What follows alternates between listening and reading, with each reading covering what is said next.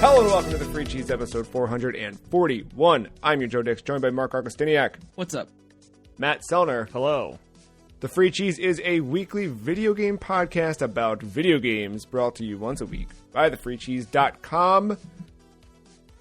Mark, I was on a plane this weekend. I was on several planes this weekend. One plane, right before taking off, the person sitting right in front of me is scrolling through a news feed of only awful stories. It was giant spider eggs hatch in Australia to attack children. No. Australian beaches evacuate because of bloodshed by sharks. Yep, I saw that one. It just, you did, okay, so you're acutely aware of these things. I didn't know about the spider. It was all, everything he clicked on, and he was actively reading, and they all looked like those things at the bottom of website pages you don't click on, but they were in one single feed, and he's reading all of them before takeoff. And I started to wonder, is this a pre-flight ritual? Like, is this something he does to make himself feel calm before takeoff? Mark, do you have a pre-flight ritual of any kind? Just grabbing a pillow. Getting snug as a bug in a rug? Yeah, like, I do anything that I can to make sure that I don't have to get up. Yeah. So, well, I think the last time I had to take Dramamine, which I think I've only been on a plane like maybe twice in my life. Like once I was little going to Florida, don't remember much of that other than chewing gum so your ears don't pop or when they do pop or whatever. And then the most recent time was a couple years back where I had to go to a convention in Colorado. And the pressure on my head as I was landing was like the worst. So like super prepared on the way back. Like I had like any like Advil and Dramamine stuff, like motion, anything. I was ready at this point. So that might be my new ritual going forward.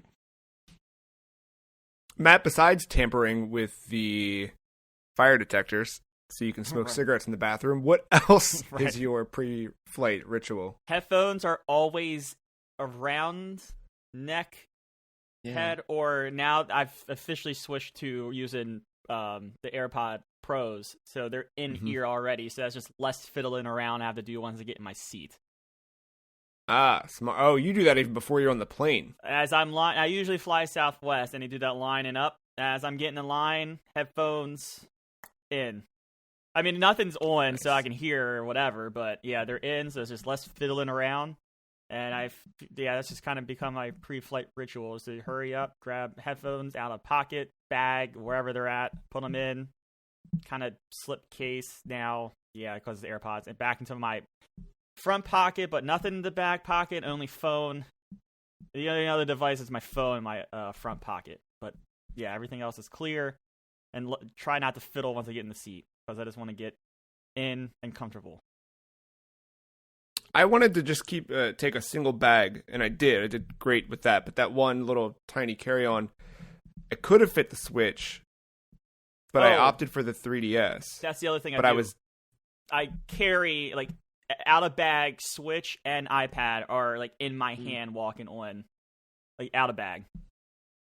I was disappointed that I was the only one with the 3DS. I saw two people on one of the flights sitting one in front of the other who each had a Switch. One was playing Pokemon Legends, the other playing Xenoblade 2, it seemed. I couldn't tell. I saw the that combat system at the bottom, and I noted that. But yeah, I did not get a single street pass. I was very upset. Damn, I'm sorry. It's okay. We're going to talk about the opposite of the 3DS in a little bit, as the Vita turns 10 this week. We've got...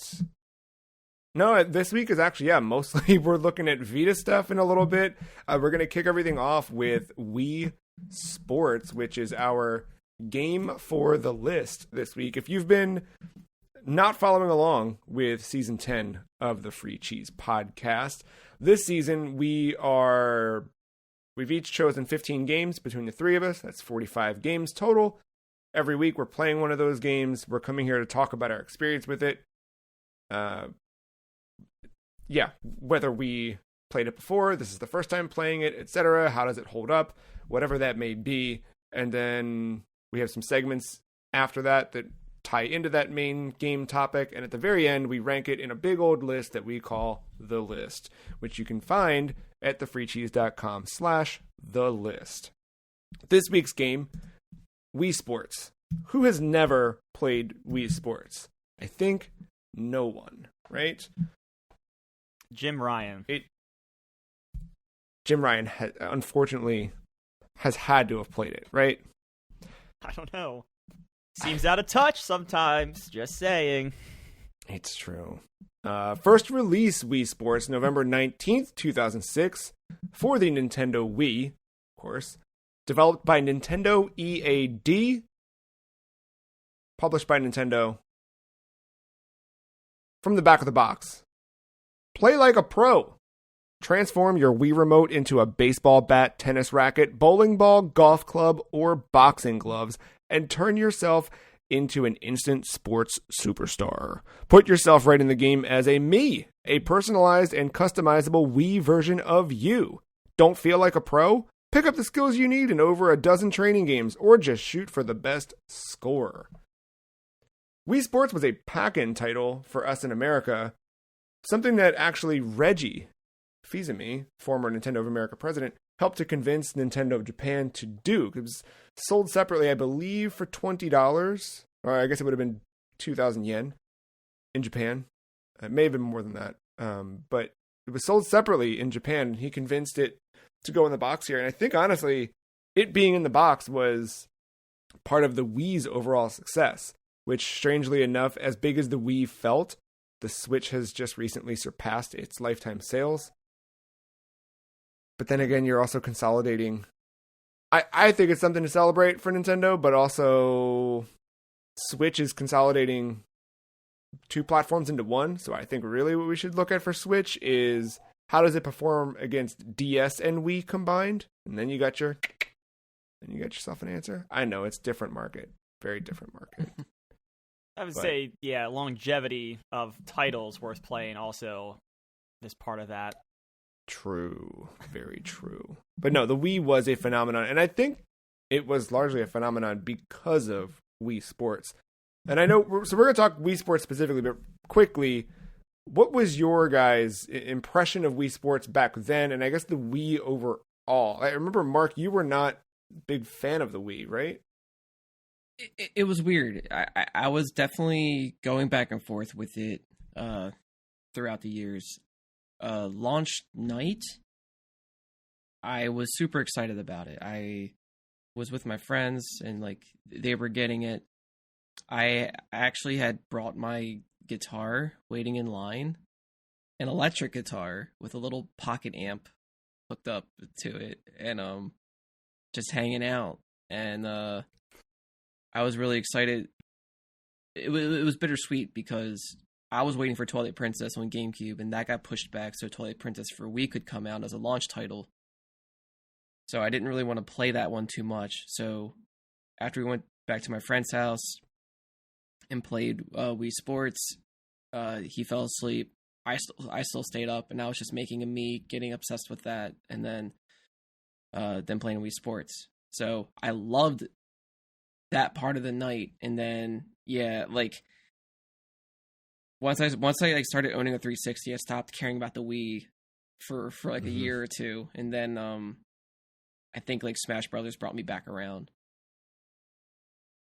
I think a lot of that happened though, right? The Wii, I think it was so many things for so many people. I think it was an introduction to gaming for some people. I think it was a reintroduction to gaming for some people, and I think that by part of that, the years to follow when software dried up and the novelty started to wear off, I think people did seek other means. Whether that was down the line, they sought something like an iPad, which would have been years after, but something like that, or they did chase a 360 or a PS3, and the Wii did get kind of left aside after a while. And, like anything, if there wasn't the support for it, and, there is that fad around it, it did, I think, die off. Matt, what about you at launch? Was Wii Sports a drive for you? Was the Wii exciting for you? I was a fun person to be around about 15 years ago. I was very much Sony fanboy. Like, look at this dumb fucking motion bullshit. Doesn't have graphics. This shit sucks. So I actually didn't end up playing Wii Sports until I think it was actually Christmas Day that year. My friends got it. I went over to their house that evening. And I played it for the first time. I'm like, all right, this is actually kind of fun. And then, God, I think within March of that next year, we had one, and I played the hell out of Wii Sports. I mean, I don't know. There's a bunch of fun titles on that console, but I mean, this one I probably ironically put in the most amount of hours just because I have fun getting into pro or what, pro and everything or whatever. But yeah, no, I was very much like against the whole motion gaming. I need my controller. I want to sit on my ass or stand up but not move around or whatever. And once I finally got a Wii Remote in my hand and play some bowling, I was like, all right, I can wrap my head around this. This is kind of cool. Yeah, that's interesting. It's like you're reminding me of, not that I had a kind of a dismissal of it or anything, but I remember, I don't know why I was excited about the Wii, to be honest. Like, I hadn't fallen out of video games, but I don't know, veered into other areas, right? Like, video games were just something I did rather than, I mean, like, now, obviously with the podcast, and I feel like it's not unique now to have video games as part of daily life. I think the Wii was a part of that, right? Like popularizing video games for the masses. And then of course stuff like the App Store would give way to even, give greater access to games across the board and types of games. And I think in turn, it's not uncommon to find people who play games all the time. But I just remember, like, I had a PS2 and I loved video games, but like, I didn't have a GameCube, so there wasn't like a precedent for me to like, gotta have the next Nintendo thing. And we kind of flip-flopped. Maybe we just saw it and thought it was cool, and my brother and I thought, let's go get that. And we camped out and we got one the first night. And I remember being excited about Zelda. Wii Sports was definitely like, this will be cool. But yeah, I don't remember the exact like thing. I remember Virtual Console being very exciting too. And I did love the versatility of the Wii Remote, where it was a controller by itself that you could use and point at the TV, and it was so different. The pairing of the nunchuck felt like an evolution, which I still like playing Wii Sports this week again, like just feeling that feeling. I was falling, well, we'll get into it, but I remember like playing boxing back then. Whenever I'd knock someone down, I'd like hold both of them up so my little boxing gloves on screen would like taunt them. But like that feeling of the nunchuck and the Wii Remote feels so good together. Even better than I think the Joy-Con do today when you kind of split them apart like that. Like I think the difference between the two, right? Like they complement each other in such a way. I don't know. I really love the Wii Remote and nunchuck. And yeah, when Virtual Console launched and you could turn the Wii Remote on its side and play it like an NES controller, like there was something really cool about that. Yeah.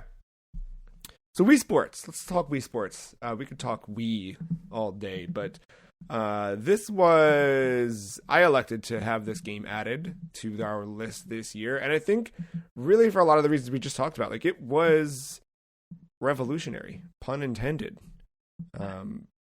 It changed a lot. It got into the hands of everybody. I really think that everybody has played Wii Sports, right? Like you just, at this point, maybe not everybody, right? I guess kids probably haven't these days, right? They'll be looking forward to Nintendo Switch Sports, but I think most people who were around in that era have played Wii Sports.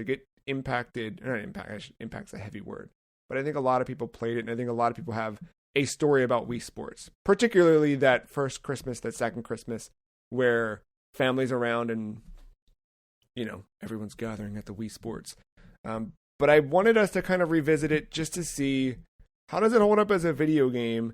How does it hold up as an experience?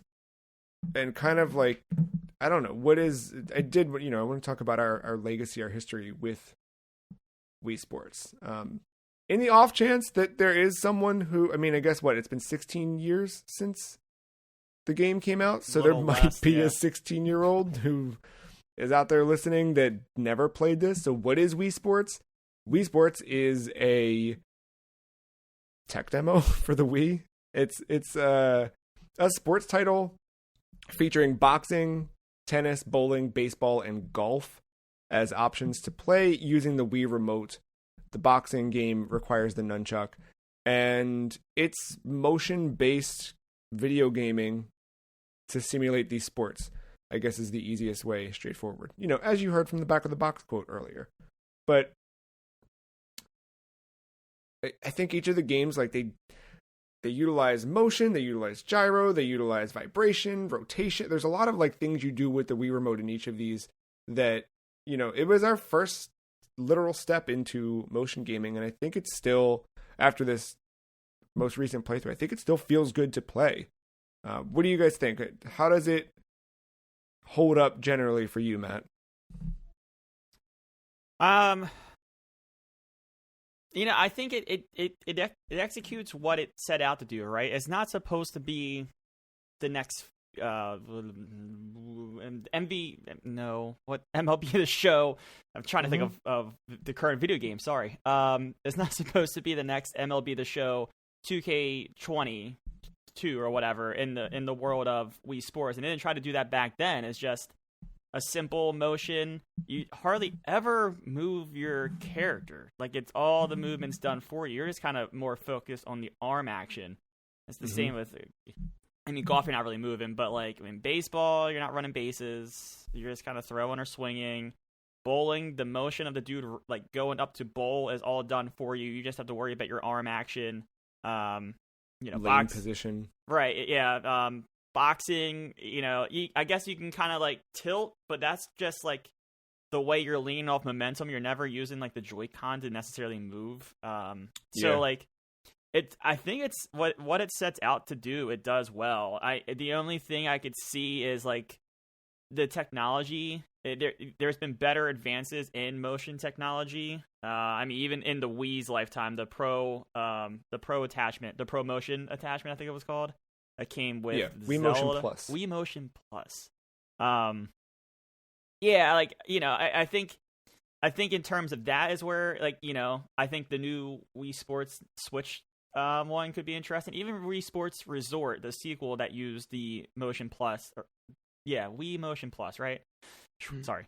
Even that used the attachment, you know, in weird, you know, in unique ways that couldn't be done beforehand. So, in terms of holding up, I would say in terms of simplicity, it does, and it still sets out to do what it wants to do. In terms of tech, I think there could be advancements made there, just for a little bit more a tweak to the gameplay.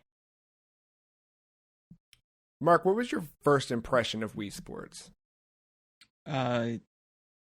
Very impressed by it. I love its simplicity and the fact that, like, it kind of, I mean, it's hard to separate it just as a game, because for me it's like both that and the Wii, because because you know, the Wii, you spend all your time making your Mii and just kind of exploring what that system has to offer with, like, its Opera browser and the weather and all that stuff, and then you're like, all right, well, let's try a game, and then you're using that Mii in Wii Sports, and then just seeing all that in motion, just I didn't think I was going to be as obsessed with it as I did. And I think boxing became my most favorite sport out of the whole thing. Bowling was a close second. So I mostly played those two. But yeah, like, I loved it. I stayed up all night just playing it until my arms got tired, and and just, like, waited for my friends to wake up so we could play, and that was, like, a good obsession for, like, a couple weeks straight, probably, if anything, or at least, like, that was, like, the weekend thing. I was like, whenever we hung out and played games on the weekends, that was always in the rotation. I think that's the important thing about this that I missed out on playing this time around, just playing alone here, is having people to play with. And I think that's something that Nintendo Switch Sports will help with it being online.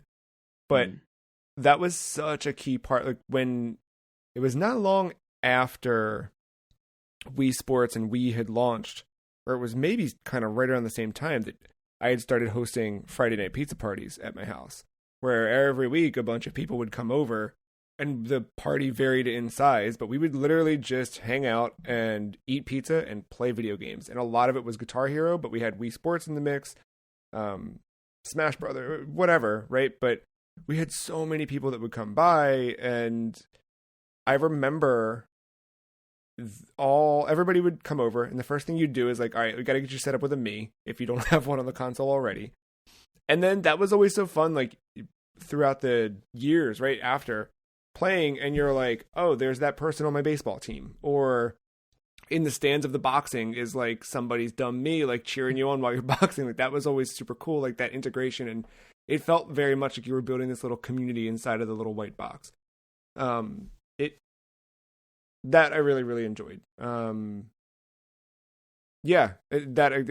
was kind of weird, it not being there this time. But I think another one that stood out for Wii Sports was the longevity of it in terms of character and personal growth, I think, right? Because you had the daily challenges you could do, and you had stats you were hitting. Like Matt, you talked about chasing the pro status in all the sports.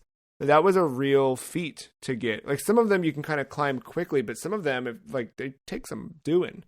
And I don't know, did you guys max out those things, or did that keep you going for a while? I got them. I struggled with boxing the most, but yeah, I got them all. And you get golden, right? Isn't that the thing? You get golden boxing gloves. You get like a special tennis racket. Wasn't that the? I don't remember. I don't remember. Yeah, I couldn't tell you. I never chased it. Did either of you the now I forget what there's training and there's challenges, right? So the challenges, they were the ones where they would kind of throw random, like jumping through them recently. I got to do the home run derby, I guess. For lack of a better, I don't know if they actually called it that or not, but like the goal is just hit as many home runs as you can. Or the bowling where it starts off and you need to like complete the spare. Yeah. Then it's like more, yeah. The bowling one, I remember being what was it? That was a big thing with a lot of families that I've noticed whenever I go over other people's houses, like their parents who normally wouldn't play video games were playing this. You go to a friend's like summer house or something for like vacation, and like, you know, their relatives are over and their grandparents have a Wii only to play bowling, and that is it. Like every year, that's just a thing, and like they challenge each other. And but between all of that, I've always noticed somebody doing the challenges for bowling, and you know, there's like that where I forgot, I think it's like stage 9 or 10 or whatever. We have like 91 pins in the lane, and a lot of people do that trick that you could do where like if you aim the ball to the right on like a weird angle, it rides the rail all the way past the pins into the back and makes this explosion, and it's a strike. Like they all fall down, and people were exploiting that every time in bowling. Every time I watch somebody play bowling, never cease to not see that. So there are still active retirement home communities that are in championships for Wii Sports. It's serious.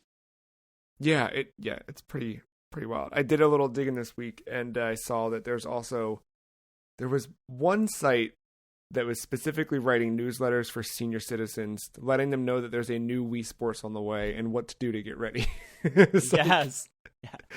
Very, very excited about that staying alive. Side note, I looked it up on GameFAQs.com, or rather GameFAQs.GameSpot.com. Bowling, you got a blue ball with stars on it. Boxing, you got silver boxing gloves. For tennis, it doesn't. This is all people's conjecture. Gold tennis rackets if you reach skill level 2,100. Yeah, so yeah, there were different rewards. I remember the blue stars now that I'm thinking. Like I remember that on the bowling ball, getting that special bowling ball. But where do you think Wii Sports stands in the history of video games?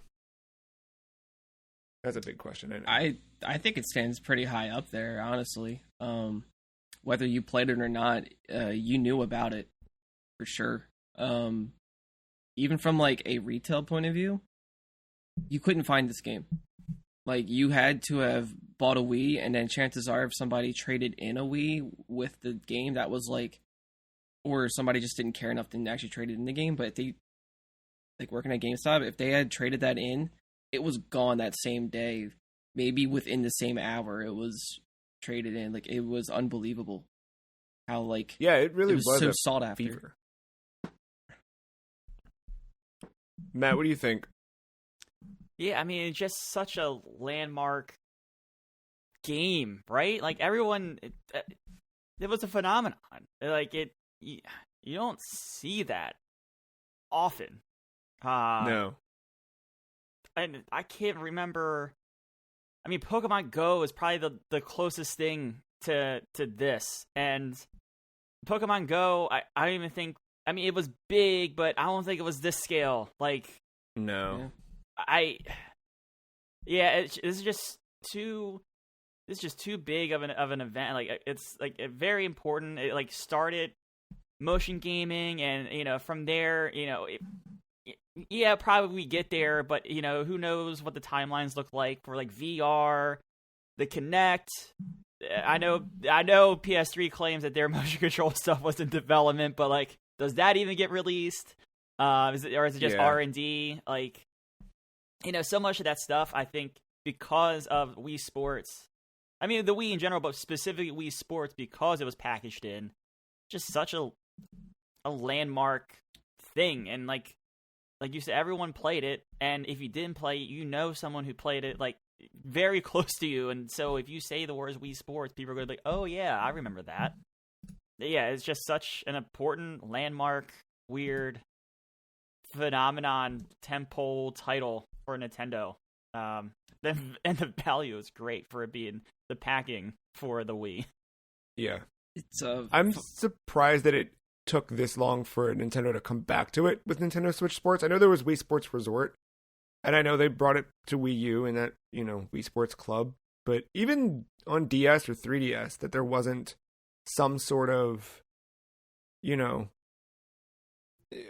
that you could do the motion on the 3DS, but like that they didn't chase after the Wii Sports, that sports trademark title in a way. I don't know.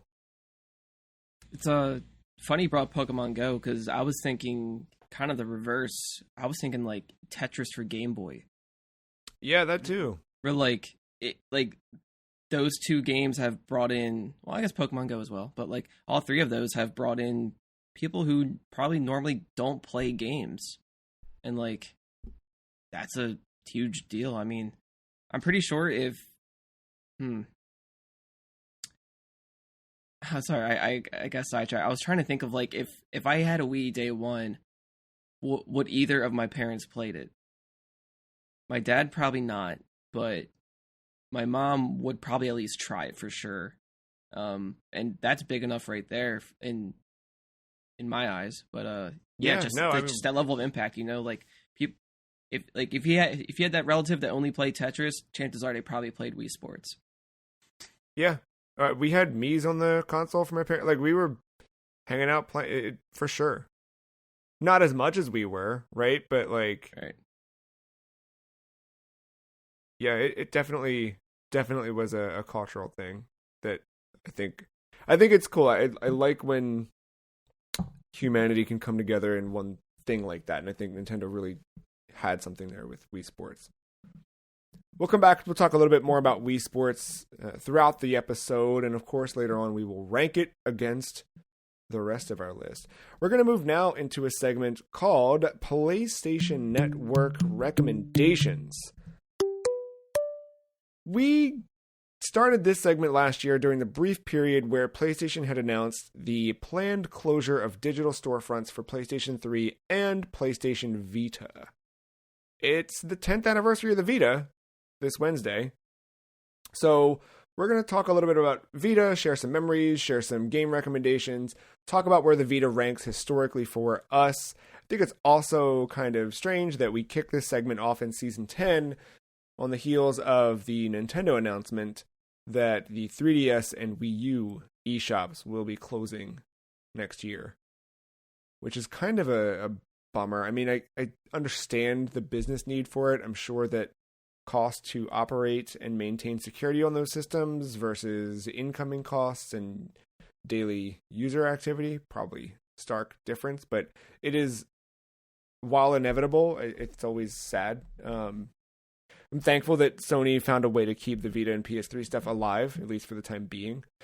It's not the easiest thing to do, but it's not the worst either. You just have to add money to your wallet somewhere else and go for it. But I want to look back first and talk about the Vita, the lead up to the Vita.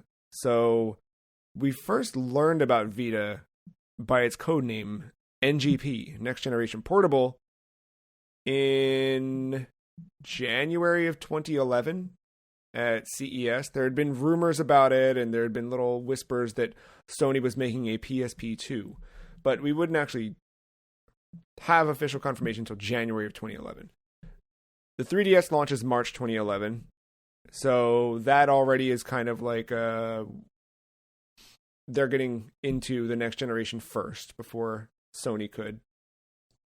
But all throughout 2011, we start to learn more about it. By summer, we learn the name PlayStation Vita, we learn pricing, and the closer we get to launch, we learn more and more about it. It launched in Japan, December of 2011.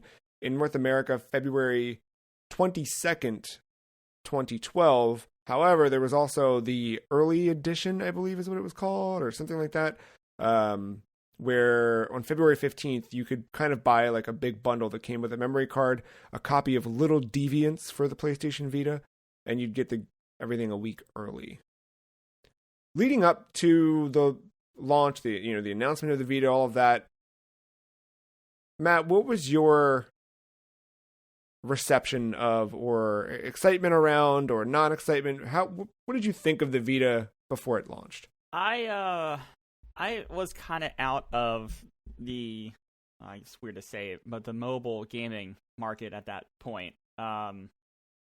With the last handheld I had at that point was the Game Boy Advance. I never had a DS, never had a PSP. I only briefly played a PSP as well. So it kind of came and went. It was interesting to watch from afar. And I was actually right around that time is probably when I start paying more attention to the industry, reading news articles and stuff like that. So, I mean, it was definitely an interesting follow.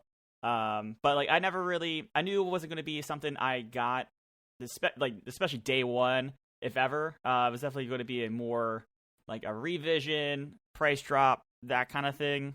So kind of came and went for me, but fascinating to watch, especially as more information came out about that console as we got closer to launch and some of the negative feedback along the way. Yeah, we'll talk about those memory cards in a moment. Mark, how about you leading up to the Vita? Was there any interest on your end? There was, but it wasn't that strong, apparently. I think I had a PSP for maybe a month or two at most. Never got the Vita. Me and PlayStation have never been close. I don't have too many memories, and when I do, it's you don't catch usually beers with Jim Ryan every Friday night. No, just none of them. It was weird. I was playing PS1 games after the PS2 was already out, and I kind of skipped the PS3 altogether because I just wasn't.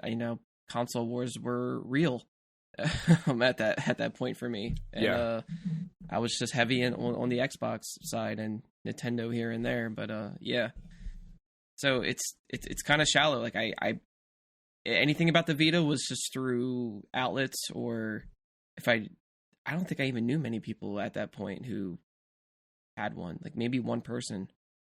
So it's very limited until obviously more recently. Still that way today in some regards. Yeah, global or and all things told, it didn't sell a lot, but it did sell to, I think, a pretty dedicated fan base in the end of things. I remember, so I did have that kind of PlayStation background. We had a PS1, a PS2. We skipped PS3 at launch because of the prohibitive cost, and we got the Wii. And once you kind of had the Wii, and then we had a 360, it was kind of like you didn't need anything else. But by end of 2010, PlayStation had really turned things around in terms of price, availability, and I think what first-party titles were being offered. Because I think that was the thing that started to shift and pull my interest back toward PlayStation, was look at all these things I can only play on PlayStation. And this was the early days of pushing for indie stuff. Not that Xbox didn't, but there were some weird, like Flower was one of the reasons I wanted a PS3. Fat Princess was another reason I wanted a PS3. I remember these titles being described and talked about, and they just sounded so weird and different and things I couldn't play anywhere else. So leading into 2011, I started saving so I could buy a PS3, and I did that in January 2011, just before Little Big Planet 2 launched. And I got Little Big Planet 1, and I played through that, and then the Vita gets announced. And I remember getting, it's not within arm's reach, otherwise I'd show you, but I got the PlayStation Magazine where they have the big cover story about the NGP. And that whole year just following every little nugget that I could get about what the Vita would become. And the things that stood out to me were the technology of it. Like, it seemed so advanced. It just seemed like this like really high-tech device that was aiming to put a PS3 in your hands. One thing that I don't think it's talked about enough is the ability to purchase all games digitally from day one. At this point, the PlayStation Network had grown a lot, and they were offering a lot of titles digitally, but not every retail title was being offered digitally for PS3. On the eShop side of the fence, it too, I believe, I might be wrong about this, but I don't think you could always buy cartridge games on the eShop. I think some things still needed to be a cartridge until that kind of grew to a certain point. And I just, like, that was a big thing for me. I remember early on, I got the 32 gig memory card right off the bat so I could fit as many things as I could on it. And I was getting my retail games, my indie games, all in one space, all to put together on the device. And it was looking at the 3DS. I mean, now I love the 3DS, right? I still, there's such a great catalog for that, but the Vita, like, it just looks like a sleek machine. Like, it's still like shiny and cool. The dual joysticks it's like mind boggling that they could do that on a handheld, and we're doing that. I still think it has like the best D-pad for anything. I'm happy that they kind of adopted a similar D-pad for the DualSense on PS5, but I just think overall it just felt like a nice piece of technology all in all. And the rear touchpad, I remember thinking it was kind of a weird, strange addition, but the games that utilize it well, I think that was a neat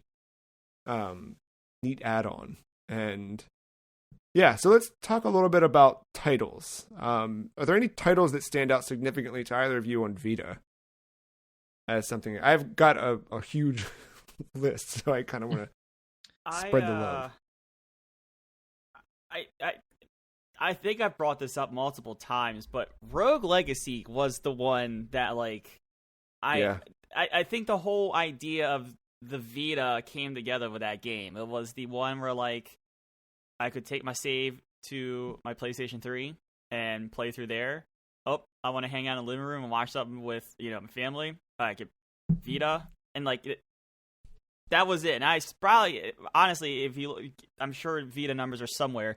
It's probably the game I spent the most time with on my Vita. But like, just that game, and a bunch of games did it right, but it was that one that, like, just a grindy kind of dungeon crawler thing that was kind of mindless, but not, and it was perfect on the Vita. But wanted the bigger experience to go after the bosses, move to the PS3. It was perfect, and so like, I don't know, I always go back to that one. I've said it multiple times on air throughout the years now, but That's always the one that sticks out with me and Vita. Mark, is there a particular Vita title or go-to or? So I guess I have to go with like word of mouth for the most part, or just what I've been exposed to in my endeavors. But Gravity Rush is like the first game I always think about whenever I hear the Vita. Yeah. I don't remember if that was like if that game was like simultaneous released on console and that, or was it just made for the Vita? It was made for Vita, yeah. Yeah, and then like because I played Gravity Rush like way after the fact on PS4 or whatever, and like you can tell that this had like a handheld design to the whole thing, like it had that approach. Yeah. So yeah, I always think about that, and what was it, the one Uncharted game? Golden Abyss. Golden Abyss, yeah. Yeah, like it is. I That's never an played it. underwhelming game. Yeah, like I never played it, but I always think about that little gimmick with your hands on the back touchscreen and using that for like I guess like the map or something. I forget what it was for. Yeah. I don't remember that. I always remember the hold it up to the light. Wasn't that a thing? That was one. Yeah. Yep. You had to hold it up so you could like.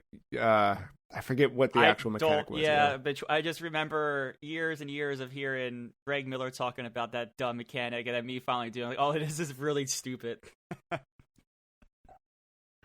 That was the one game I never. I think eventually they gave it away for free on PS Plus, but I was like never eager to play it. Even like I got Vita day one. I remember pre-ordering it, obviously, and I remember sitting in my bedroom, staring out the window, waiting for UPS to show up to deliver it on launch day. And it got there. I bought the 3G version, even though I don't think I ever actually activated the 3G, but I was like ready for the future, man. And I immediately went to downloading a bunch of indie games. Like I got Mutant Blob's Attack, I got Escape Plan, Mod Nation Racers, I think it was Road Trip was the subtitle on that one. And it was just exciting to see, like, there were big games, there were smaller games, there were just all of these little experiences you could have. And it felt like it had a really strong launch lineup, like enough for me to do over the course of that month. And I still felt like, we had Gravity Rush come a couple months later. That was exciting. Like I felt like Gravity Rush was really, really good. But even the stuff like Mod Nation Racers kept me going for a super long time. There were games that I had skipped initially that I'd come back to later, like Hot Shots Golf World Invitational, where that eventually would get a playable cat from Gravity Rush, where you could pull her in. I thought that was like, you started to get this kind of like synergy within some of the Vita titles. And there's very much this, I think, to go back to the reason that drew me to PS3 in the first place, like that things you can only play on PlayStation. That was the exciting thing for me. Like these were games I could only play on a Vita. And they were, I think they made me love the Vita for it. I think Tearaway was another big one when that eventually came. Right. That was another one that just like Vita wise, like, yeah, that too, like Gravity Rush got ported to PS4 and they modified it so that it worked with a DualShock. But Tearaway was such a good, like I got platinum in that one. I remember like just the thrill of like using the back touch and seeing fingers poke through the screen, like little things like that just made it feel like you really were playing in this papercraft world.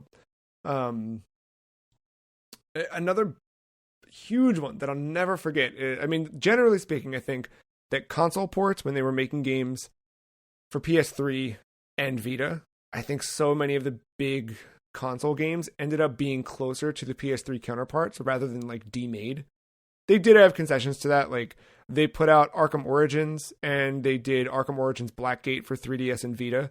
So you had a different experience. But I remember Sonic and All-Stars Racing Transformed being, now it's hard to not just love it on the Xbox Series X with all the crazy FPS boosts and all that stuff that Xbox has done to it. But like Vita, like that was my jam on Vita. Like I played that game so much.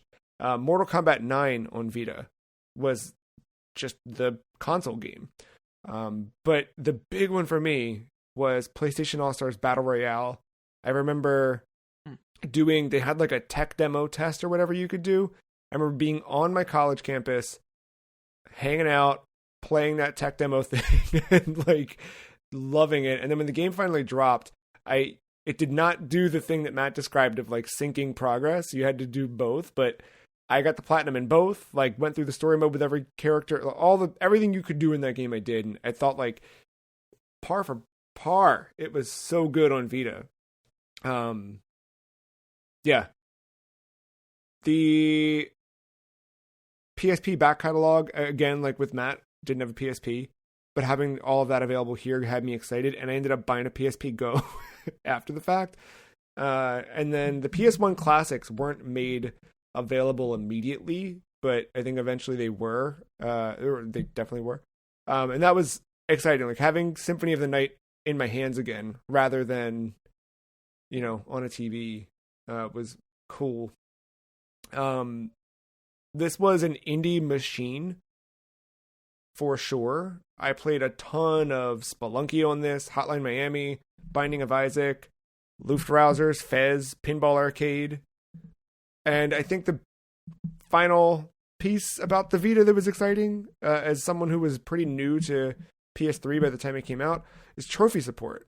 Like, trophies hit this thing, and it was like, oh, this is a real console. It felt like a legitimate, cool thing that we didn't have before. I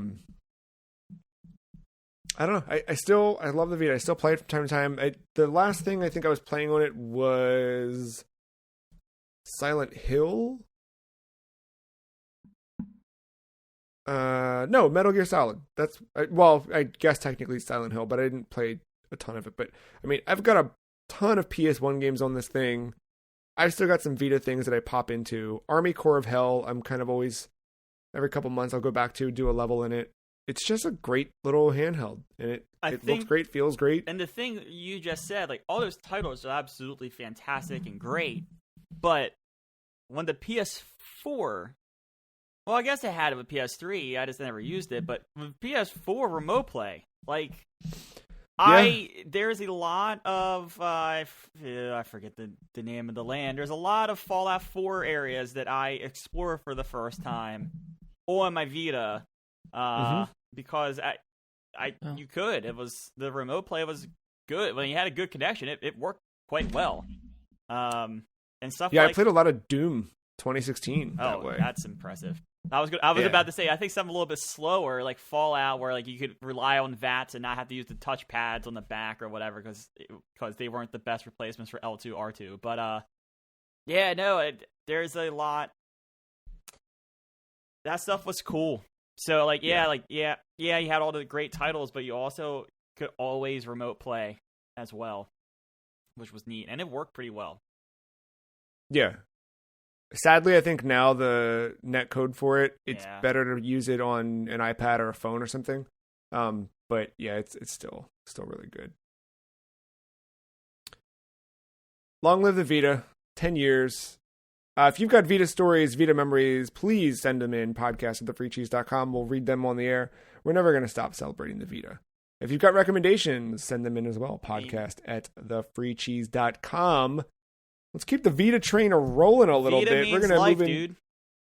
It's literally, it does mean that. We're going to talk next about some news stories in our segment Many Years Ago Today. I've got 2 news stories from about 10 years ago exactly. So, I don't know which one to go with here. Let's do this one. Yeah, we'll jump into our first news story here. Headline is Sony will spend $50 million on Vita marketing. This was from IGN reporting about the, quote, Never Stop Playing campaign. I think, it's the idea that Matt talked about, where it doesn't matter where you are, you can take your game anywhere. I remember the MLB The Show trailer or commercial showing that you could bring that up.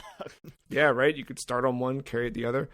So John Kohler, at the time Sony's senior director of handhelds, says that the goal of this marketing campaign is to tell gamers that the Vita will let them, quote, feel engaged and still feel like they're playing on a console.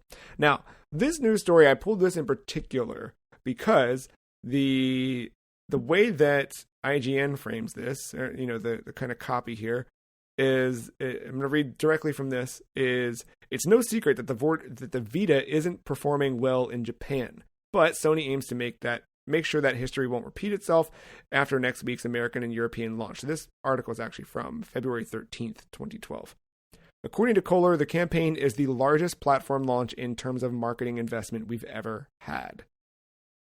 The campaign will feature a series of commercials put together by advertising agency Deutsch,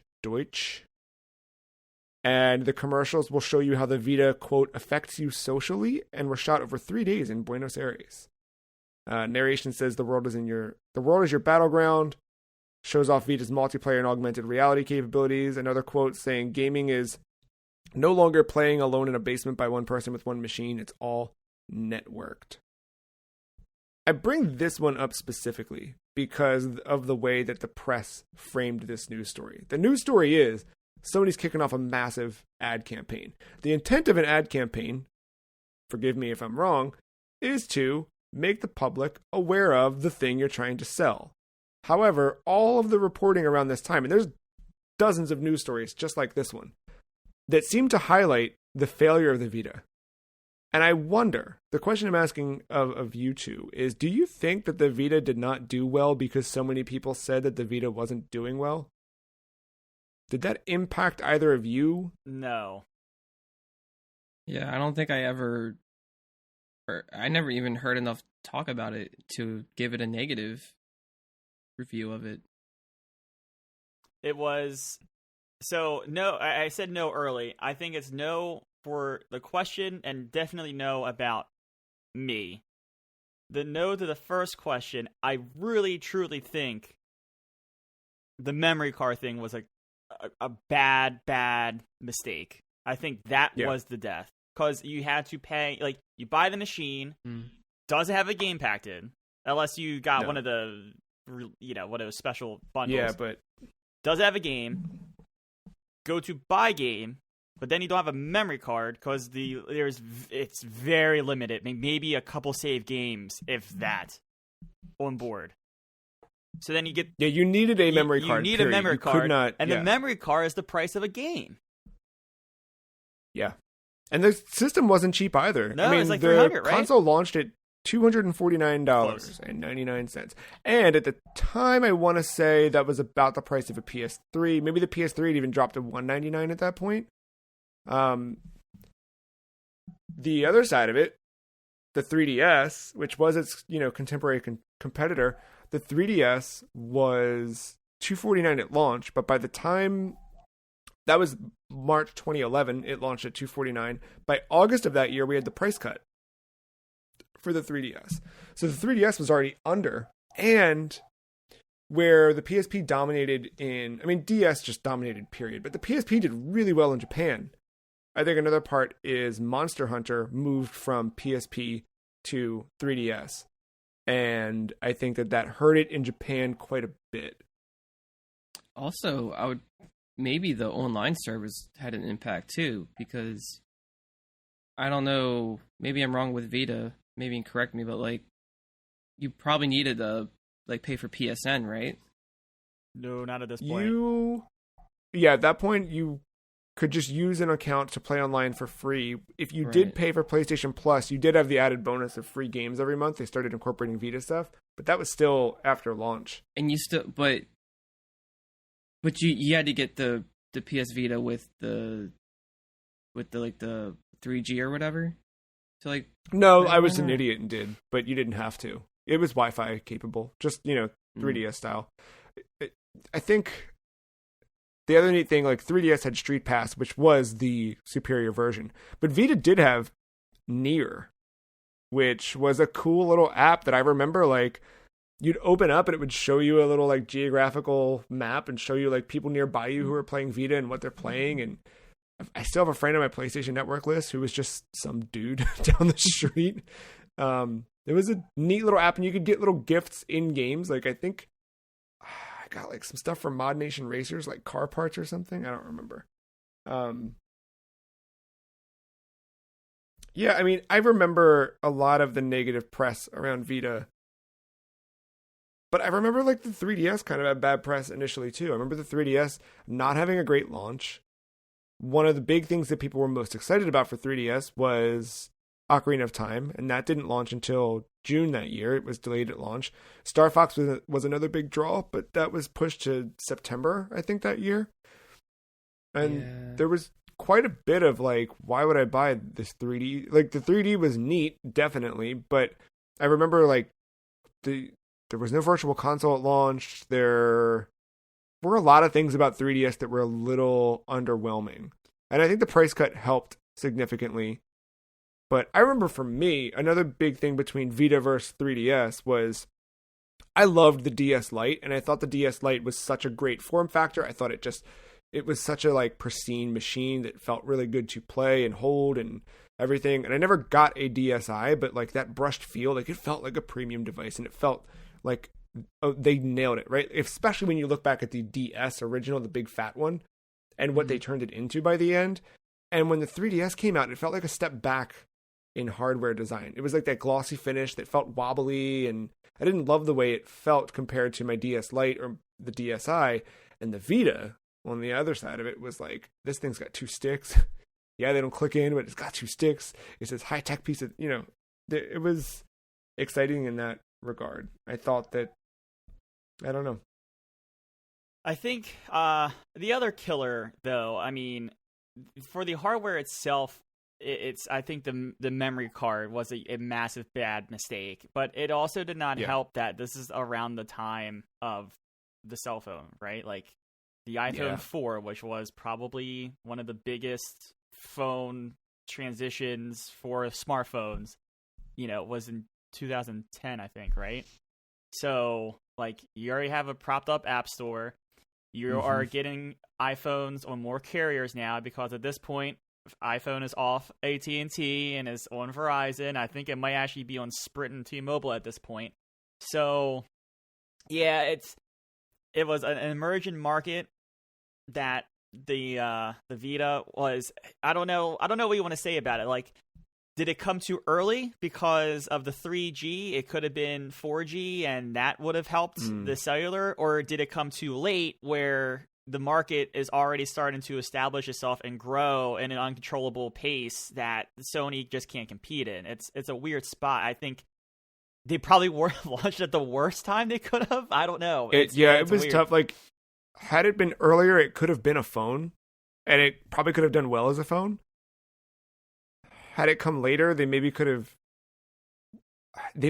gone for something like the Switch. I mean, Sony could have probably had something close to that. It could have been like an iPad before, like iPads were big at that point, but like a smaller, like, yes, it's a phone, but it connects to 4G. You have Wi-Fi capability. If you want to connect it as, cellularly or whatever, you can, and their third parties can publish an app or whatever, like things like Wii. I remember there were comics readers on PD or on PSP, and there was something similar to that on PS Vita that people liked a lot. And like holding it on its side and scrolling through, like swiping like a phone, like it could have worked, and it did work, I think, for some people. I mean, you could easily put Twitter on this guy. Like, you had Twitter on this guy. I had Twitter on this. Okay, great. So like, I had Twitter. I had if you push, my email was on this. Yeah, but like that's what I'm saying. Like, if you push this more as like do it as like a gaming platform first, but then slowly change it into keep the hardware the same, maybe reeditions, but then market it more as an iPad where you can get all these things on this cool handheld that also plays PlayStation games. Oh, and you can play all your PS3 and PlayStation 4 games on the go with 4G. Like, it's there was an interesting thing there that I don't know. I think timing is also bad. The memory card is strike one, the timing is strike two, and I just think because of that, people didn't buy it, and then that scared developers, and then once the developers are gone, that's strike three, and you're out. That's how baseball works. Then let me give you the other shoe about to drop. On launch day for PlayStation Vita, 10 years ago, Mr. Iwata puts up a Nintendo Direct presentation. Smart. Here's the headlines. In this 3DS-focused Nintendo Direct on the launch day of the Vita. There's a whole bunch of things. The ones that Nintendo calls out specifically. Mario Kart 7. Tekken 3D Prime Edition. Spirit Camera, The Cursed Memoir, which is Fatal Frame for 3DS for those. Project Zero 2 Wii Edition, which is Fatal Frame on Wii. Beat the Beat Rhythm Paradise, not sure what that one is. Dylan's Rolling Western. And Kid Icarus Uprising. Along with a Nintendogs demo. It's not listed here, but I also pulled a news story from this week that talks about, during this Direct, an unannounced collaboration between Bandai Namco, Sega, and Capcom was announced during this. Like, there's all of these things that happened on the day the Vita launched to just kind of dig the heel in a little bit more to the heart. But I guess less kind of woeful on the Vita. I kind of pulled this one, yes, for that, but also to talk more about what was exciting about the 3DS at the time, because I do feel like this was the point about a year after its launch where the 3DS started to take form in a different way. And I, although was very Vita heavy and excited, I feel like the 3DS did start to grab my attention a little bit. How did you guys, or when rather, I should say, did you find yourself interested in 3DS? Matt, I know you were very late to the game on 3DS, but Mark, what about you? Were you pretty early with it, or? Oh, yeah. Like, besides the DSi, I was an early adopter. Day one, right there. Even if it had nothing to offer, I I got it. I got that red 3DS. Loved it. Actually, I had it up until this past Christmas. I gave it to my nephew. Because they had lost. Well, yeah, like he lost his and during a move or something like that. And I was like, well, I'm not using it. It still managed to last this long. It just needed a new battery because it got swollen or whatever on the back. But yeah, like it was still working. And then then I stopped playing with that one because I replaced it with the quote new Nintendo 3DS. So that's been my main thing, even to now, like still playing it. But yeah, always, yeah, from the very first DS, like with the silver clamshell thing, yeah, DS Lite, yeah, just always been there. I can't, like, the launch of the 3DS though, I can't really tell you like exactly what I played other than the apps that it came with. Like the little AR cards that you could mess with, had little things pop up, taking pictures with it, and using your face for the one like AR game where you're like shooting balls at robots and stuff. Face Raiders. Yeah, like I was just doing stuff like that, and of course like doodling when I could and what have you. Matt, from because you bought one after you had a Switch, you kind of had the same. I went from Vita then to PSP.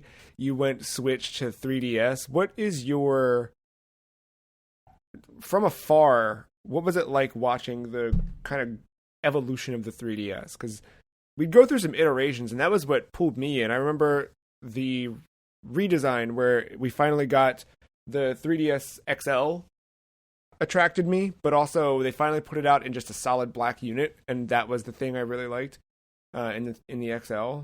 And then we got the 2DS, which was the butt of many jokes, but ended up kind of being one of my favorite form factors. Where were you at on 3DS from the outside? So we kind of talked about it, right? 3DS has a terrible launch. I remember that E3 being like Reggie's apology tour almost in a way for the 3DS, and then from there it starts to kind of turn around. But like I never really paid attention because again, around this time, like I don't have the disposable income. I'm in college for a handheld. I'm not really interested in handhelds. I'd rather have my big AAA experiences on on a console right now. I'm fresh getting probably a PS3 at this point. It's right around that time because the price drop didn't happen until 2009. I can't remember if I got in 2009 or 2010. When it might have been 2000. No, it was 2009. I got it in 2009, but still, fresh off PS3, I'm kind of catching up on that library of stuff there. But I didn't pay much attention, but it felt like every year a new 3DS was coming out, and this is when I tell you, oh, remember how I always complained that the DS is the most confusing naming convention in the world? This is around that time where I'm half paying attention and half seeing there's new renditions and all this stuff, and then I see the new Nintendo 3DS come out, and I think that's a stupid fucking name. I agree. And then, it's new, it has new hardware, but only, 2 titles at launch took advantage of it being new, and it never really got much traction, and whatever, so, it just seemed like a mess from afar, and, it was probably joining this podcast and talking to you guys all the time, where it finally kind of straightened out. All right, there's actually a lot to offer on this little guy, and I bought the new 2DS for Samus Returns. I mean, I really didn't play him. I really didn't play my 3DS much to begin with. When you look at my lifetime stats on that thing this past week, but it was just a mess from afar. It's because of all the names. I don't know what was which ones brought new things, which ones were price editions, which ones were digital only. It just as time went along, the library grew. It was probably worth picking one up just to have, just in case. But I never really cared until I started getting some more disposable income. Do you think you'd go back through that library at all? Because I noticed this weekend playing a bunch of it on planes. I'm playing Fire Emblem Echoes Shadows of Valentia, and it's fantastic. And then I started looking at a lot of the other stuff I had installed, and I was like, did I ever play? How much of this did I play? And I pulled up the stats and saw new Super Mario Brothers 2 on 3DS. I think I had played 3 hours of, and I opened it up on the plane, and I was in World 3, and I was like, man, how did I not finish this game? So there's still a lot like that are really great games, solid entries in some franchises that I never finished. Do you feel like you'd ever go back to it? I probably not at this point. I mean, I struggle to play some of the titles on my Switch, despite it being a portable device. I just don't trend that way. I just think I keep saying I will, and as living conditions, I really thought the apartment would force me to go portable on the Switch, but I think I'd gravitate more towards PC at that point. Yeah. So I don't know. I don't think I will. It's cool to have just in case I want to go back for something, just like the Vita.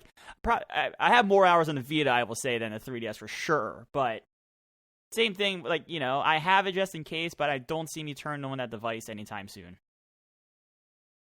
How about you, Mark? Does the 3DS still get some action in your hands? Oh, definitely. I think I'm quite the opposite with Matt here. Just recently, I got the first Luigi's Mansion, but the 3DS version. I fought so long to not buy that because I wanted the physical version because I have the physicals of all the other ones, but prices have gone way over its initial value, and it's just ridiculous. I was like, I'd rather just give the money to Nintendo at this point and just got it through the eShop. But I have all these folders on my 3DS just dedicated to certain games. I have a whole Zelda folder, so I have every Zelda game that you could get through the 3DS, other than Majora's Mask, I think. I have another one that's just old Game Boy and NES games. This was how I was able to beat the first Mario Brothers on NES and the first Zelda and Zelda 2. Being able to save state and just go through it that way, and that was my first time I got to focus on it. It's the first time I beat Ocarina of Time. This system was the main reason I was able to play a lot of the games and finish a lot of them. And then you have ones that are just for 3DS, like Dylan's Rolling Western or whatever that was called. Mm-hmm. Or I have that camera Obscura game which is Yeah. weird, but it's a fun little novelty. And then I'll use it to even play like old, like original DS games, like Hotel Dusk. You know, I still haven't beat it, but I love that. And its sequel that only came out in Europe. Like, we never got it, but I was able to find that game at a convention. And just the fact that, you know, you have to turn your DS or 3DS sideways, kind of hold it like a book and play it that way, is interesting. And that's stuff that I don't really want to try to emulate anywhere else or copy. You know, like, I wanted that full experience with the handheld. So, and then 3DS has those themes. You can decorate it, and then you have the badge arcade. The badge arcade, which I still play with here and there. You can just decorate it even further that way. Like, cosmetics are a sucker for me, obviously. And it makes me miss Street Pass for sure. Is your black theme, your dark theme, not working for you on the Switch anymore? You know, it's just too interesting, you know? Like, I need to... Too stimulating, you need to step away, right? Yeah, you know? The lack of music was really bothering my ears, so... Well, it sounds like we need to have a dedicated 3DS episode at some point. So maybe we'll revisit that. Sorry, We're going to move kind of back towards the Wii Sports conversation here with our segment, This or That. A segment where I list out a bunch of things and Mark and Matt tell me, is it one thing or the other? So this week, I want to know, I'm going to read you the name of something, and I want you guys to tell me, is this a level in a game developed by Nintendo EAD? Now, you don't need to know Nintendo EAD specifically. It's pretty straightforward what they are, right? But I wanted to keep it. They're the same developers behind Wii Sports. So really, if you think about big first-party Nintendo titles, you're kind of got it. You don't need to tell me what the game is. You just need to tell me, is this a Nintendo game or is it the name of a retirement home? Okay. All right. You ready? Yeah. Drake Lake. Level. Yeah, level. Wave Race 64, correct. Pine Village. Retirement home. Yeah, I'm gonna say retirement home. It is a retirement home. Dolphin Park. Ooh. My instinct is to say level. I'm going retirement. It's also Wave Race 64. Lethal Lava Land. Lethal Lava Land. I'm going retirement home. I know it's not, but I'm going retirement. I'm going to go with the safe answer of a level, but... I wish it were a retirement home. It's Super Mario 64. Southern Island. Southern Island? That could be a retirement home. Living on a nice little island. I'm going to say level. Yeah, I feel like it could be a retirement home as well. This one was Wave Race 64. Oh. The Villages. That's a retirement home. It's got to be. I'm going to say level. Retirement home. Yeah, I knew it. Sun City. Level. Retirement home. Retirement home. Sunset Bay. Level. Retirement home. Wave Race 64. Damn it, Wave Race. There was a lot. I was really trying to dig through some. Wave Race had a lot to offer. Twilight River. Oh, that's retirement home. Yeah, retirement home. Pikmin 3. Oh. Wow. Wait, well, hold on. Woods. Pikmin, that could have been a retirement home. What, Twilight River? No, yeah, like Pikmin. Yeah, in that could have been a Pikmin, retirement. that land could have been a retirement home. All right, fair enough. Yeah. Laguna Woods. That sounds like a Wave Race level. Oh, was this a retirement home in California?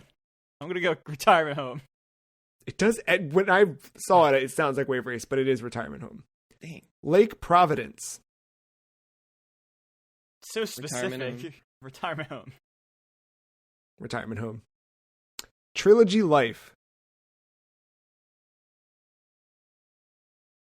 Retirement. Retirement trilogy, like grand. Yeah, retirement home. Yeah. Concordia. Level.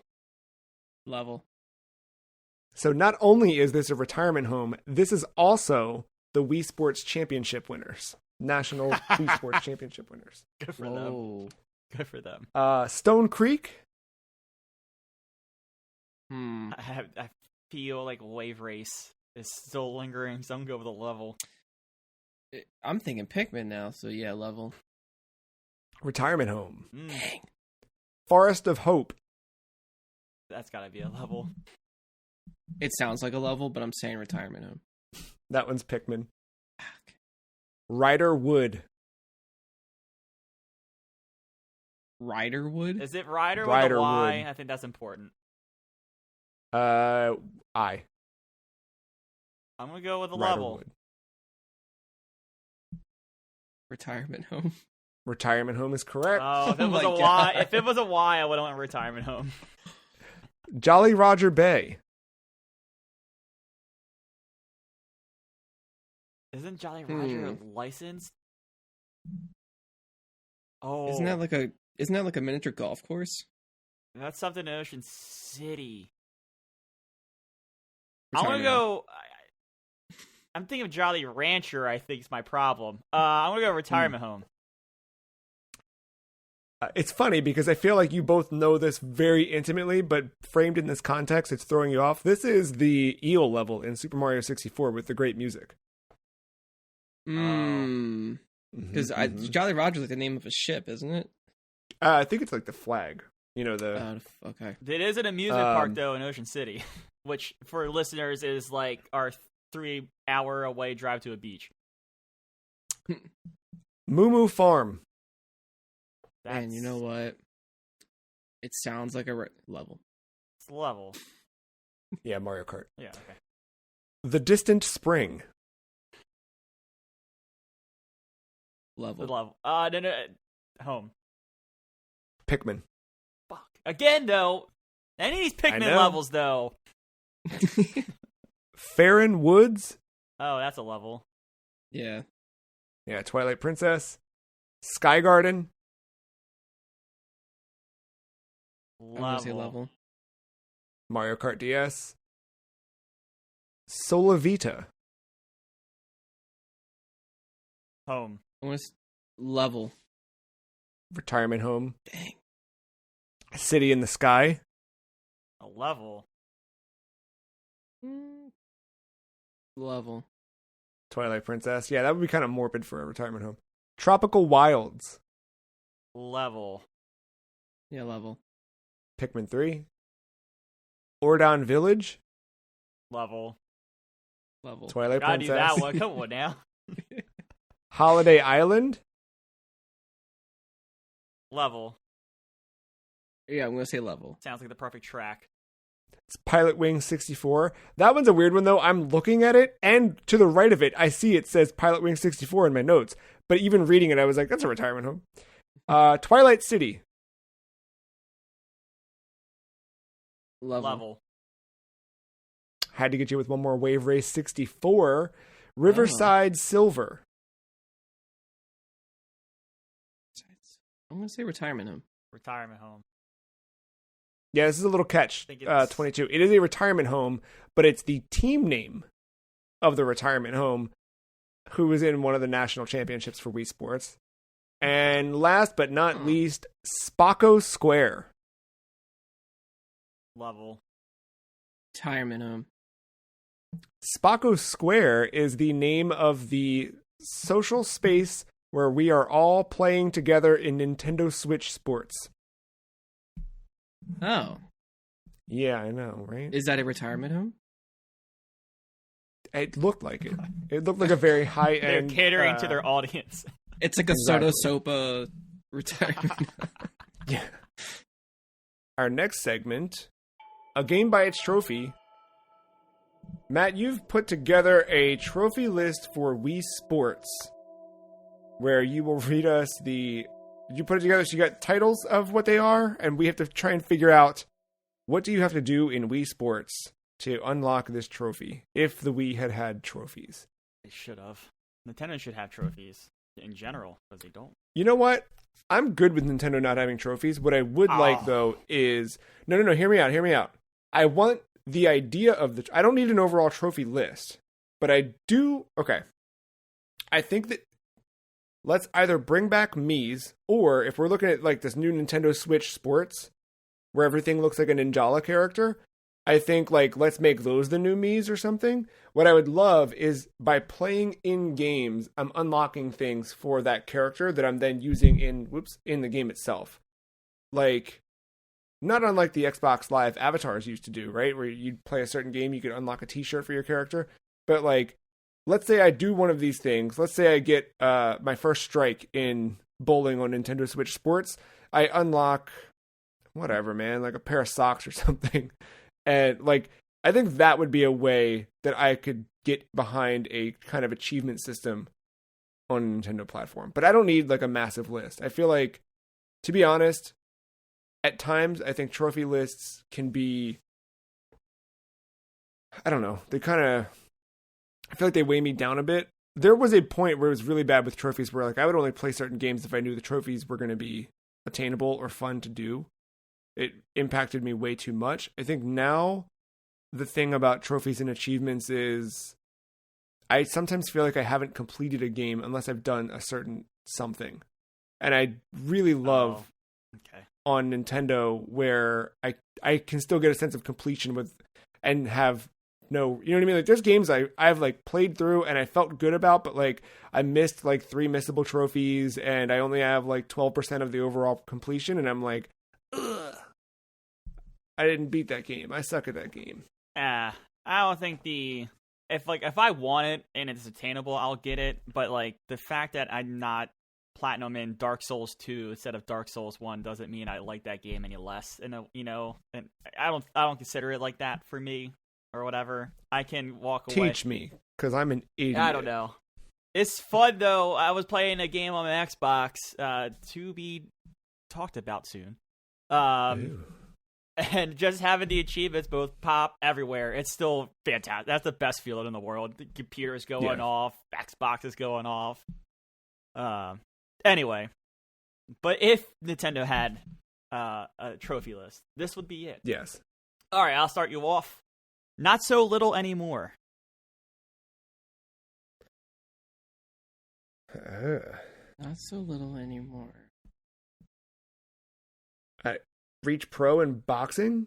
That is correct. Oh yeah, because it's not so little Mac. Yep. Yeah, is it a good one? Is that it? Yeah, that's it. You got it.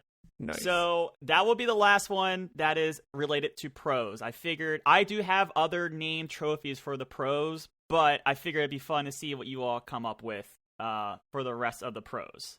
So that is no longer a condition. These are all other things. Okay. All right. Is that Mike Tyson? Defeat Matt in boxing, or not you, but there's the there's a character right. Like Matt in boxing is the one where you unlock the silver boxing gloves. I'm gonna say you lose for the first time. So it's not a match specific thing. This is actually a career goal. It is knock down opponents 100 times in total with your left hand. Oh, nice. Okay. Rope-a-dope. See, I was going Punch Out. You know what I mean? I was thinking Mike Tyson's Punch Out, how he was the hardest. Rope-a-dope. This is in reference to a specific style of boxing. I'm not sure if you know about it. Oh, I thought this is when you strangle the person you're fighting in real life with the nunchuck cable. I mean, I guess that's an optional qualification. It is rope-a-dope when like I'm thinking of two things. I'm not sure if you corner them or like you got them by the ropes, or if you're constantly doing like the underhand punches. So you're in the right. I'll give you another hint if you know it. This was something Muhammad Ali did late in his career that won him a bunch of fights. Died? No. He changed my styles because he no longer, he was getting older. He didn't quite. But this is something he adapted, and it won him a bunch of big fights. All right, so what he ended up doing, it was called the rope-a-dope, kind of like give a guy coin that way. He used to sit up against a corner and or ropes and just eat punches and block them to tire out his other opponent.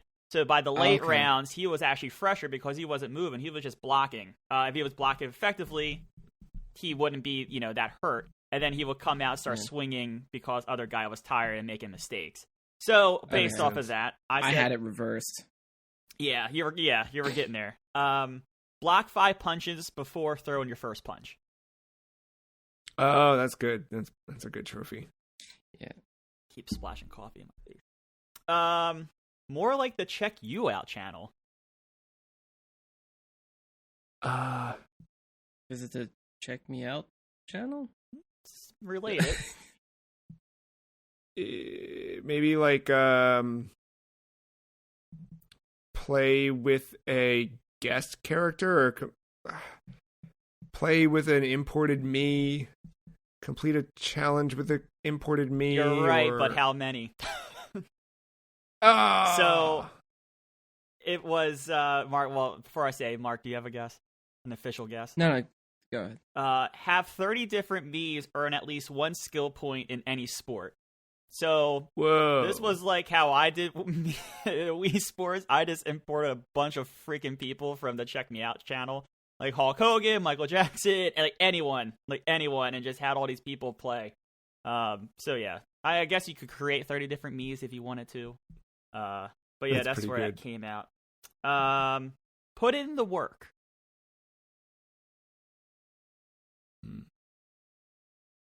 Put in the work. Would this be like doing like practice mode or whatever, like a bunch of times? You're onto something. Yeah, like maybe because the Wii also had like daily tracking, so like complete training once a day for a week or something. Don't worry about the daily tracking. And it's not practice mode related. Okay, it's probably like investing a certain amount of time. Complete certain number of matches or something. It was more of the challenges I was going for here. Earn all gold medals in the challenges for a specific sport.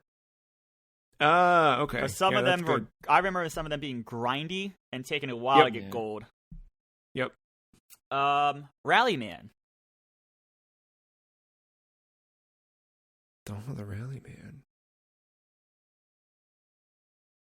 Let's see.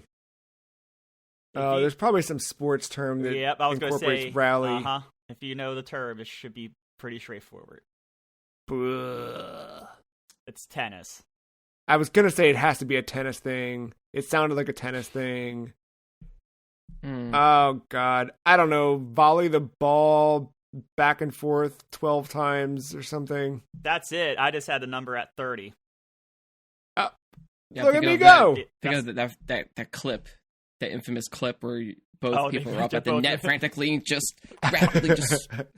No, but when I remember going towards pro. Someone who's later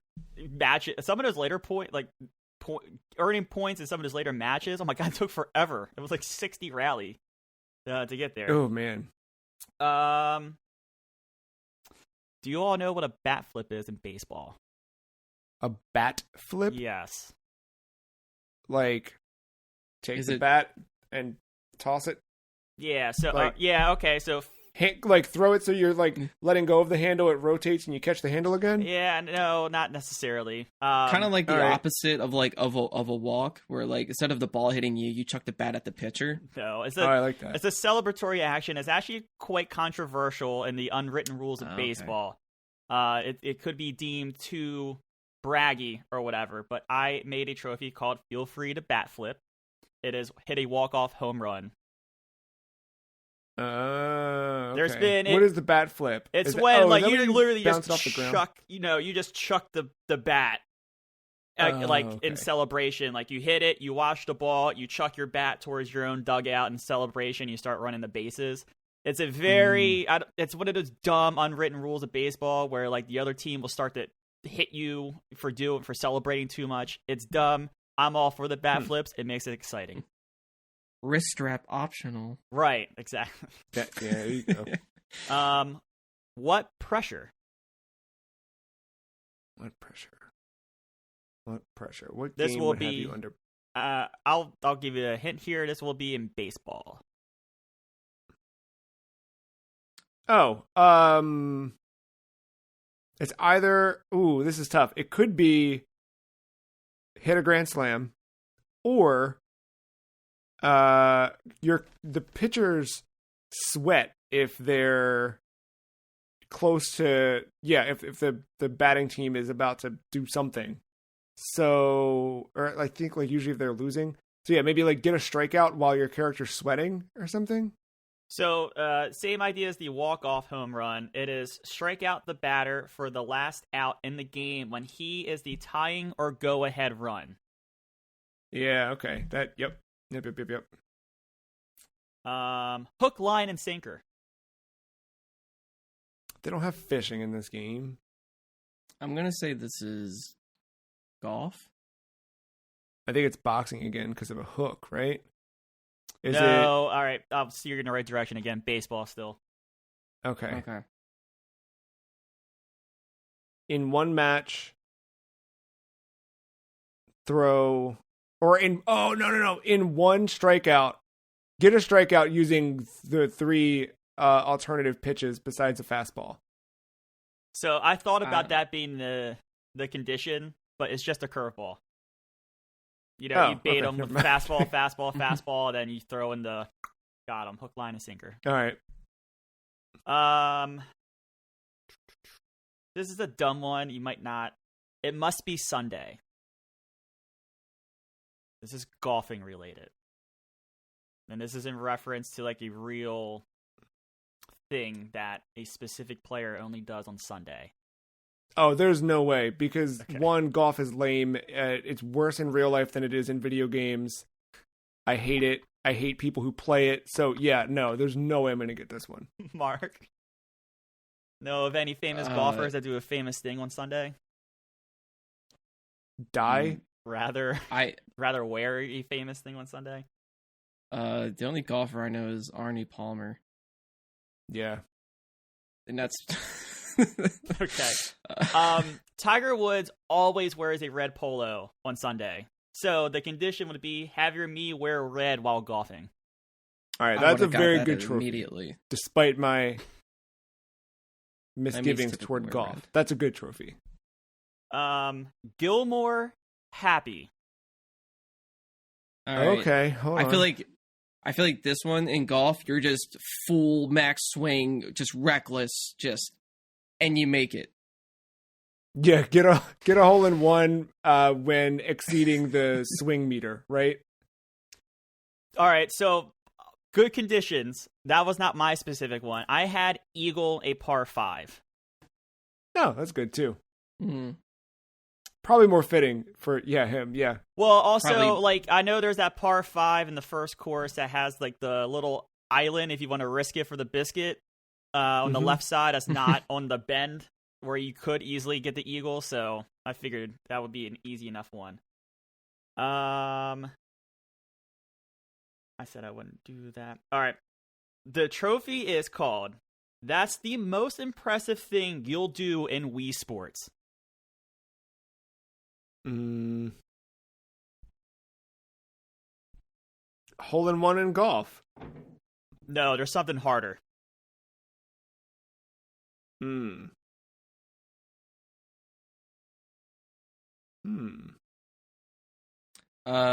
Drop the bowling ball backwards. That one's good. While dumb, easily doable. But you're in the right sport now. Oh, was it the thing I talked about earlier with the rail trick? Not that. Not that. The split. The Do you know the 7-10 split, Yep, right? Yeah, hit the 7-10 split. Yeah. Good one. Yeah, that is very tough. I couldn't think of a name besides like literally telling to play. That's the most impressive thing you'll do. Yeah. I think that's all I have besides my pro one. Do you want? Oh, do you want? Well. Yeah. No. Hit the names up. Well, do you want to guess at a platinum trophy name? Since I'm wrapping up. Platinum trophy name. Check me out. Oh, that's a good one, actually. Mark. I was trying to find a way to combine we would like to play and well played. So I guess we played. I don't know. It's not cooked. I just had it as early retirement. You completed everything. That's good. That's really good. All right, the pro ones. Do you want to take any guesses, or just want to rattle off mine? No, hit them up. All right. You should. Mark, you might know this one. You should have a drink named after you. You know what? I'm gonna say golf. Arnold Palmer. Yeah. Oh yeah, that's pretty good. A true two-way player. This is the tennis one, right? Actually, this is baseball. I was thinking because you pitch and bat in baseball with your Mii, so okay. That's what. Yep. Grand Slam ready.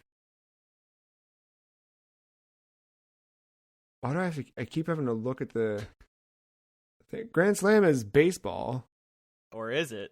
Can it be used as another term? This is tennis. It's tennis. Okay.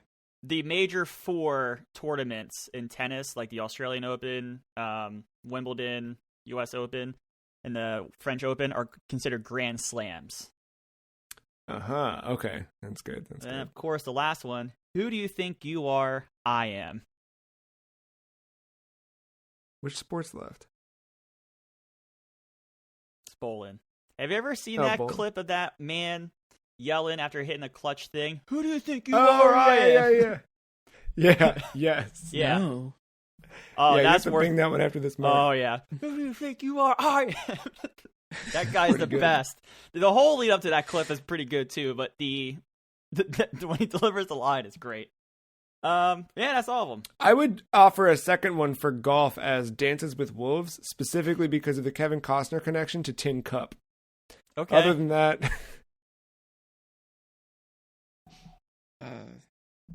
man, yeah. I'm trying to think of like a Big Lebowski one. Oh yeah. Like, I don't know. If Jesus, that guy is good. Yeah. Or what does John Goodman say? Like, you're out of line or something like that. yeah. That's... bring a Wii gun peripheral to the bowling game. Thank you for putting that together, Matt. Yeah, I like that. It is time, now that we've reached the end of the episode, to rank Wii Sports among the rest of the games from Season 10.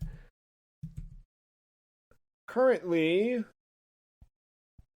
well, yeah, let's run down the list what we've got so far. From top to bottom, Portal 2, SSX Tricky, ESPN NFL Football, Devil's Crush, followed by Billy Hatcher and the Giant Egg.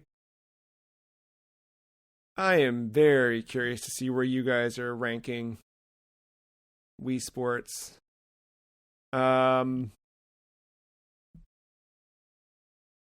This is weird. Anyone have a gut kind of placement for this? Or should we? Okay. Do you guys have an idea in mind? Because I think maybe we just each say them and then go from there. So, yeah, like my, without thinking, gut reaction was below Portal 2. Mm-hmm. But thinking about it, it could go above it. My gut is number 1. So, Matt, what do you think? So, what was your gut? My gut would be, for my personal list, to go underneath SSX. But I thought it might land under Portal 2. I figured it would. My thing with this game, and it's something that's going to be addressed in my review, is as a icon and this big idea and the generational movement, maybe that's a lot to say, but the movement though that this game did and what it meant for Nintendo is a 5 out of 5 game, right? But when you sit down and play it, yeah, is it yes, it sets out to do what it does quite well, but is it a 5 out of 5 game still in that lens? Now you could say in North America you got it for free, so it doesn't matter how good the game is. It's actually a 5 out of 5 based off of value. So there's a very back and forth kind of thing here to compete with. I don't see this as a 5 out of 5 game. That's not to say though that this isn't a good game though. I think you'll see my score in the review, but I still regard it as a very good game, and that's why, and in having fun with it is kind of what I'm trying to base these scores off of, in the lens, revisiting, how much fun did I have with this game?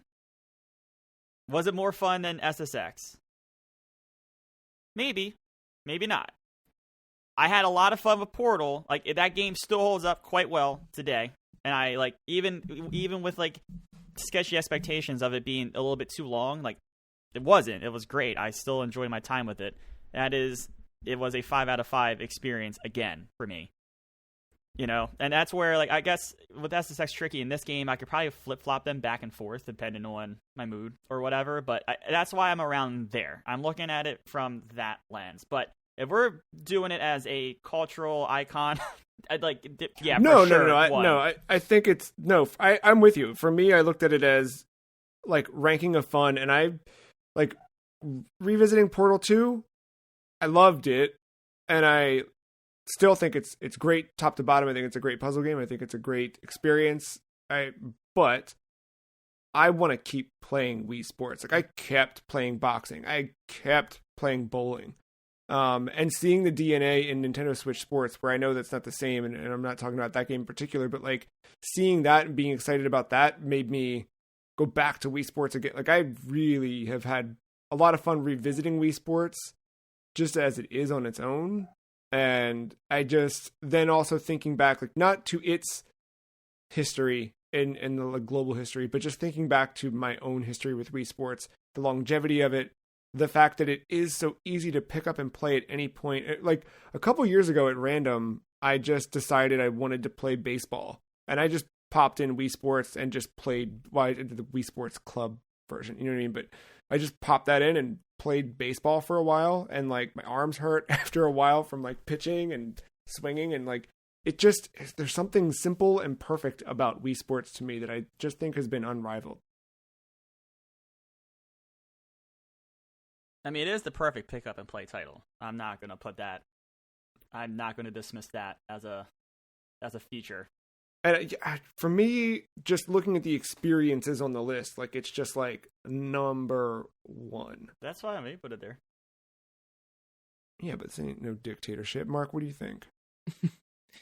I mean, yeah, it's either first or second for me.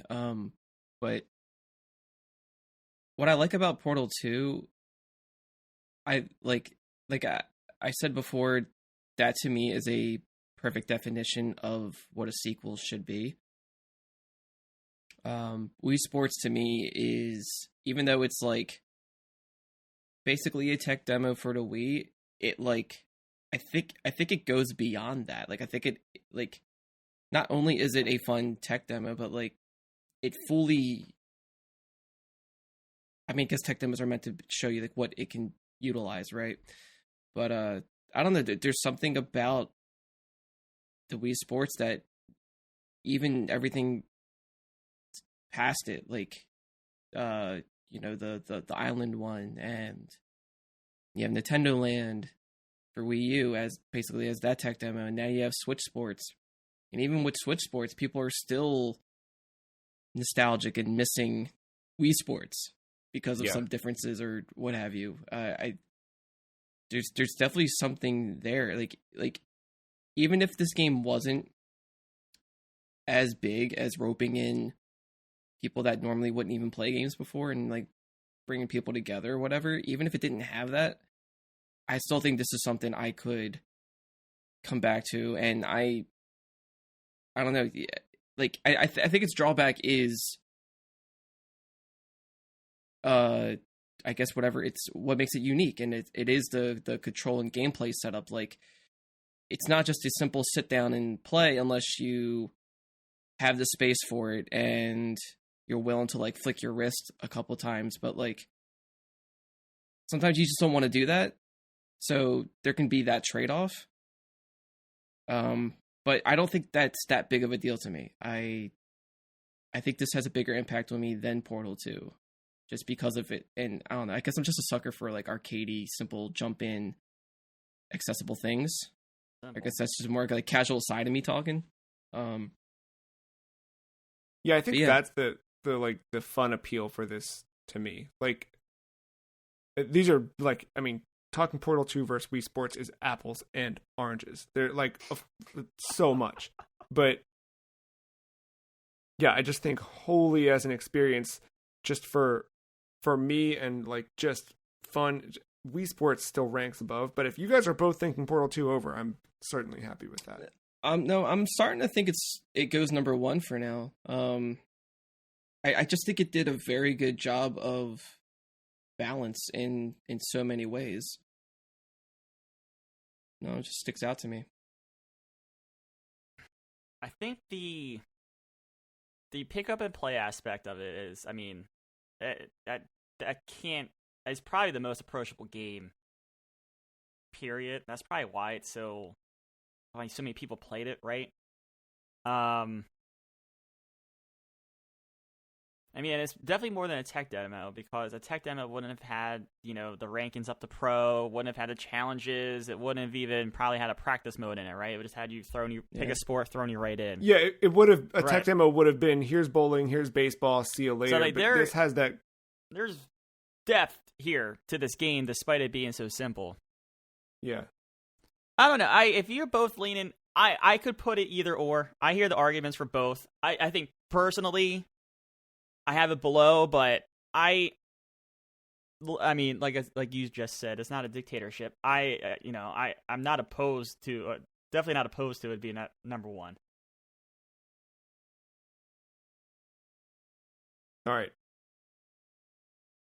So I guess I'm indifferent at this point. If you two are kind of leaning one, and I'm indifferent. Here's the thing I've seen, though. Since we've started talking, I've seen Matt lighten a little bit on how heavy he was pushing for Portal 2 to be at the top. And I feel like if we spent another 15 minutes, we could fully convince him that Wii Sports is the right answer. So let's just save the time and put Wii Sports at the top. I guess we never really established a rule set for moving this list around down the line. But I think maybe every 10 episodes or so, or 15 episodes, maybe every 15, we kind of slow down, revisit some of these titles, and just look and see, do we need to make some adjustments down the line? But all right. So then, we'll place Wii Sports at the top. If you want to follow along with the list, thefreecheese.com/the list. If you'd like to make a recommendation for a game, we've still got 7 weeks to fill in throughout the year of podcasts. So let us know next week. Come on back. Talk about Guitar Man with us. If you've yet to play, it's a pretty quick play. So listeners, if you've never played Guitar Man and you want to kind of follow along with the episode, it's available on PSP and PS2 for you to check out. And it's short, but like not in a bad way. It's, I think, a great amount of challenge, and it's unforgiving. Check it out. Come talk about it with us. It's really good. I'm excited to talk about that one. Until then, thank you for hanging out with us here on the Free Cheese, episode 441, talking Wii Sports. We'll be back next week with Guitar Man. Thank you, Mark. Thank you, Matt. Thank you, listener, for listening. Goodbye.